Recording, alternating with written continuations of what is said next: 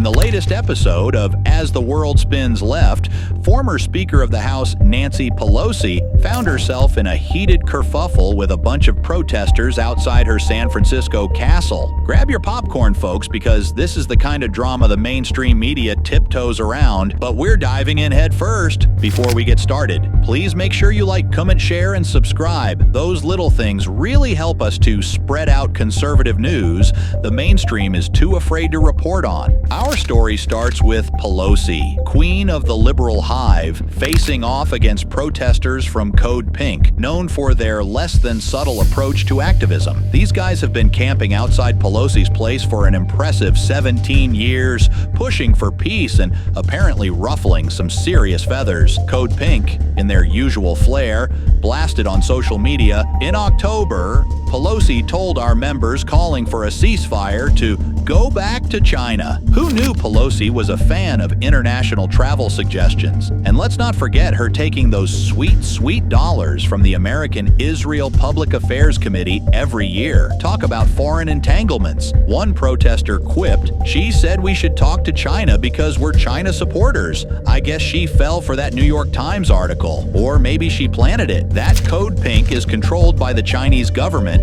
which is a load of bullshit. Oh, the intrigue, the conspiracy. It's like a bad spy novel, but with more pink. But wait, there's more. Pelosi recently floated a theory that would make even the most hardened conspiracy theorist blush. She suggested that these pro-Palestine protests are Kremlin cash cows. On CNN, Pelosi played her best McCarthy, saying, "For them to call for a ceasefire is Mr. Putin's message." Clearly, she's been binge-watching some Cold War documentaries. I don't think they're plants. I think some financing should be investigated, and I want to ask the FBI to investigate that. Pelosi's call to the FBI sounds less like law enforcement and more like a witch hunt. The Council on American Islamic Relations, as Nihad Awad, didn't mince words, calling Pelosi's claims delusional and her FBI fantasy downright authoritarian. Ouch, that's gotta sting. To top off her week, Pelosi got a chorus of boos at a game,